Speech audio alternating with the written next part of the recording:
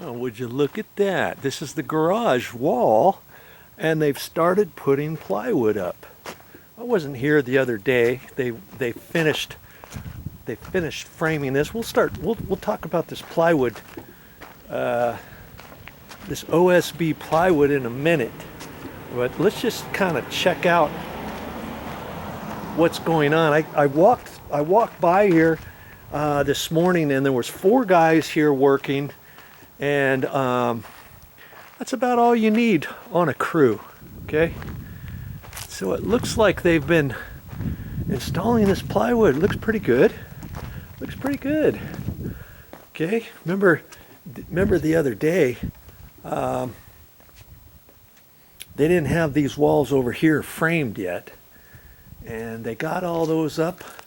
They've got them tilted up. My word, look how tall this roof is, and it's high because they've got this garage door. Look how high this garage door is. This, I don't know, it's probably 12 feet tall or so, because they're going to put a motorhome in here, and they extended this garage out pretty far, a lot deeper than normal. And what I've also noticed, and I think I brought it up before, is here's the 3 standard garage doors, single car garage doors, and they've overextended them about 2 feet bigger than standard garage doors, single garage doors. And on this particular one, look what they've done over here at this end. They've put another garage door. This will be a garage door here, I'm sure. And initially, they had a stem wall like this going all the way along here, and then they chopped it out, and they decided, see, they chopped it out here. Here's all the stuff that they had initially poured, and I guess they got a harebrained idea that, hey, let's put a garage door there, because this isn't going to be the floor level. They're going to end up putting more dirt in here, and it's going to be way up high. It's going to be about 6 inches below the mud seal plate, all the way along here. And then they'll raise this little section up, and that way they can drive in from the street, and they can go around this way and come through this way and go out here, or they can come in through the front and drive out the back. That's like if they have a trailer or something, maybe they pull in this way, their car, and then they unhitch the trailer like a boat trailer or something like that, or a just a utility trailer, let's say, and then they can disconnect it, and they can still back their car up here, pull their car forward, or whatever. They've made some good thoughts on what's going on here, and I kind of like that, with this. And they can do that because this is a corner lot, the way everything's located. Okay, so let's talk about this plywood. We see this, and it's that waffle board material. You see on here, see, and you call it OSB, and that's what they use nowadays. And see, every piece they put up, wherever the horizontal joints are, they've got to put a row of blocking. Now let's see on the back side, right there, they put blocking, and sure enough, they did put blocking. They use, my word, they use 4x6 beam material in here for their blocks. I guess, I don't know.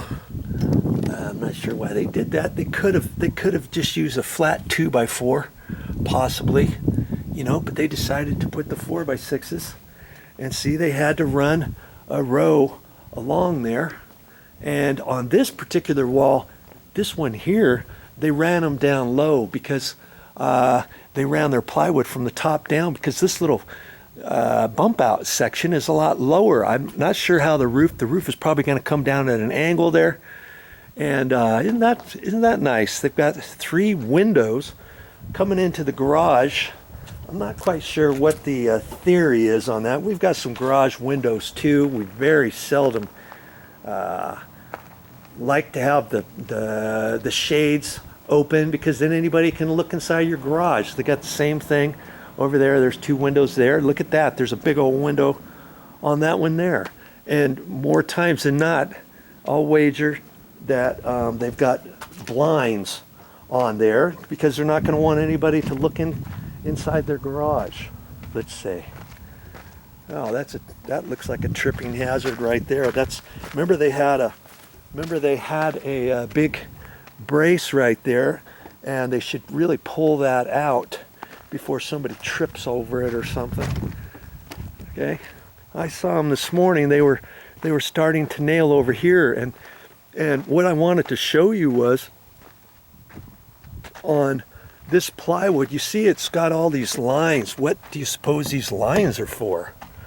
Years ago, they didn't used to have lines on plywood, but they've got some lines here.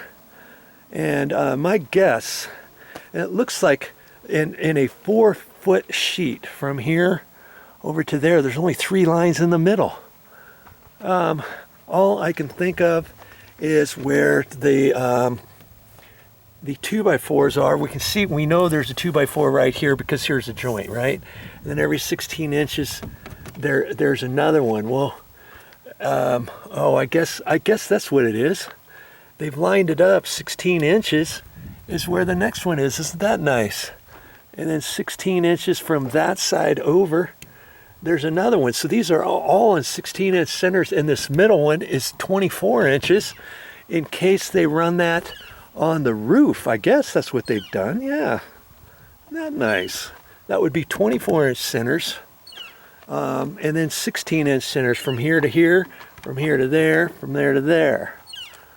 Okay, and if your plywood doesn't line up that way, let's say you're starting a small piece or something and it's cut off. If this doesn't line up with a 2x4, if there's a 2x4 here, it gives you kind of a natural line to go down there and say, okay, I got to be off there about 2 inches, 2 inches, 2 inches, 2 inches, and then you can just pop, pop, pop, pop, pop. They take their nail gun, pop, pop, pop, pop, pop, and when they nail this off, there's a certain amount that you can't exceed, and it's probably, my guess is every 6 inches, it looks like. And I don't know what the code is. It might be 6 inches on the seams. It could be 8 inches on the seams. And see, on your seams, you've got to have backing. You've got to have backing. If you don't have backing in your wall, then your plywood is not strong enough to span that without possibly bowing.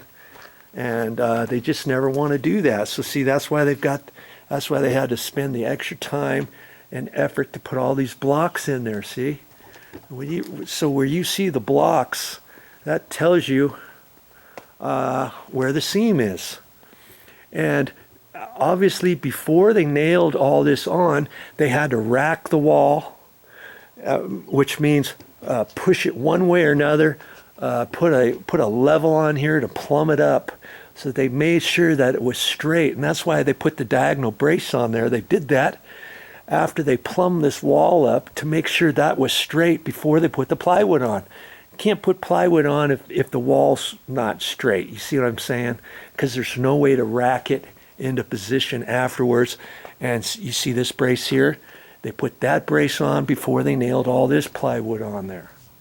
Okay, so any area where they've got plywood, you can see they've got that brace on there before they installed that plywood. Now, before they installed this plywood, I don't see a brace here. Do you? Well, they must have plumbed this up, and this header here is holding this wall straight. And once they plumbed this side up, if this was slightly off before they installed the plywood, this could have pulled over that way, and maybe they decided, we don't have to put anything on there. Or you remember they had a brace. Here's the long brace piece they had up here coming down to here. So what they probably did is they left that on there before they installed the plywood on that wall. Then they took this brace off. Okay, that's probably what they did. And son of a gun, they don't have any Simpson brackets for the beam yet. I'm kind of curious why they didn't. They haven't installed those yet. Maybe they've got them on back order, special order. The place didn't have those or something, because I know they're going to have to install one there. They're going to have to install one there. And on these big beams, you can't just install beams nowadays without having those big old brackets, especially something up high like that. Okay? You don't need brackets when you're installing headers for windows or door openings or stuff like that. But you have to have it on high ones there. And sometimes they make you do certain brackets on your garage doors. You just have to look at the plans and make a determination and figure all that out. So they've been doing a good job. Now see this here, they've got the plywood on the inside of this wall, and they just have to look on the plans to determine, okay, which side of the walls do we put plywood. And generally speaking, probably the rest of this at the interior here, they're probably not going to put anything. They'll probably end up sheetrocking all that. But I do notice that they do have plywood on this wall, and it's probably they might be using this wall as a shear wall. Sometimes interior walls to houses, they do that just to keep everything in position, and that's probably why they've done that. We know they're also going to be installing water heater, tankless water heaters on this wall, and I don't know if they're going to install that material directly on this, or if they're going to install sheetrock on this wall after the fact, and they wanted to have this for backing for all their stuff that they're going to put on here. I don't know, but I'm thinking it might be for that reason. It might be also for shear, and this is just where they happen to stop at the end of the day. And I'm imagining they're going to take the rest of this plywood all the way across there. And usually this stuff is half an inch generally. But again, you look on the plans and figure all that stuff out, and all that kind of good stuff. I see what they had to do here. They installed these brackets way up high, and then they had to notch out the 4x6s to get backing there. I'm not quite sure why they have these up so high, why they didn't install these down low, and then maybe install a bracket blocking in here for that. But you know, hey, you get two different framers out here, and they might frame these things differently. And it's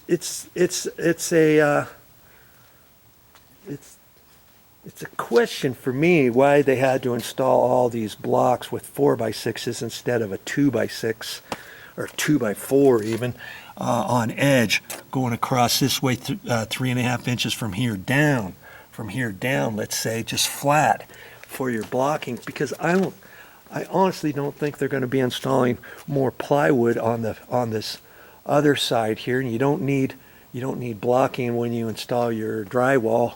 And I'm sure they'll be installing drywall in the garage here, but you don't need blocking for your seams for the drywall. So that's kind of a mystery to me too, unless of course the plans call for it. If the plans call for it, it doesn't matter.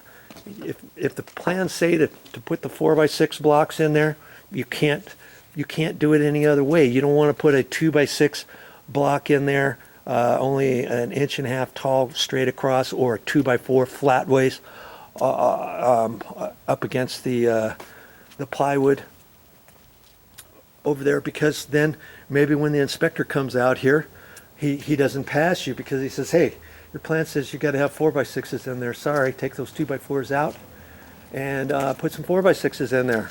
Or take the plans back to the building department and get them to sign off, get the structural engineer to sign off. You know, all kinds of different things like that. So you never want to second guess the plans. Whatever the plans say, you got to do.